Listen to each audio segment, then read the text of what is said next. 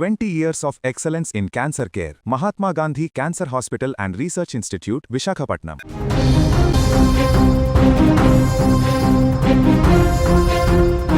Middle east war ఆగింది, కాల్పుల విరమణ జరిగింది. కానీ ఆకాశాన్ని తాకిన నిత్యావసరాల ధరలు మాత్రం దిగి రావడం లేదు.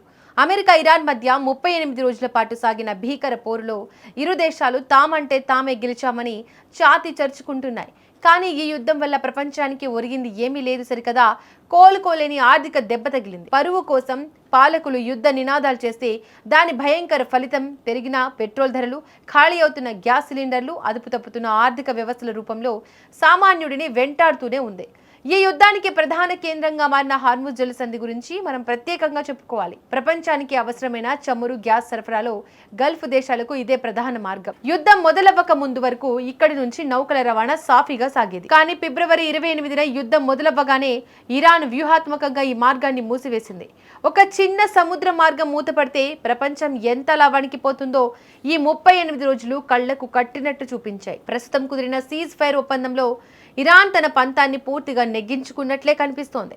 ఇకపై ఇరాన్ ఆర్మీ పర్యవేక్షణలోనే హార్ముజ్ ద్వారా రాకపోకలు సాగుతాయన్న కఠిన షరతుకు అమెరికా అంగీకరించాల్సి వచ్చింది. అది అమెరికా ఆధిపత్యానికి గట్టి దెబ్బేనని విశ్లేషకులు భావిస్తున్నారు. ట్రంప్ తన వ్యూహం ఫలిస్తుందని భావించినా అంతిమంగా అది ప్రపంచ మార్కెట్లను అల్లకల్లోలం చేసింది.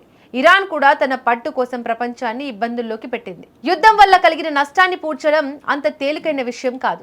చమురు సరఫరా నిలిచిపోవడంతో రవాణా వ్యవస్థలు స్తంభించాయి. దీంతో రవాణా ఖర్చులు పెరిగి నిత్యావసర వస్తువుల ధరలు ఆకాశాన్ని అంటాయి. ఆ గందరగోళం నుంచి దేశాలు బయటపడేందుకు ఇంకా కొన్ని నెలల సమయం పడుతుందని ఆర్థిక నిపుణులు హెచ్చరిస్తున్నారు. అమెరికా అహంకారానికి, ఇరాన్ పంతానికి అభివృద్ధి చెందుతున్న దేశాలు భారీ మూల్యాన్ని చెల్లించుకోవాల్సి వస్తోంది.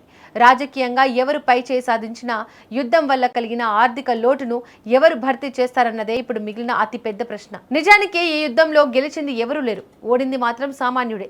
యుద్ధం తెచ్చిన ఇంధన కొరత, పెరిగిన ధరల భారాన్ని ప్రపంచం ఇంకా మోయాల్సిందే.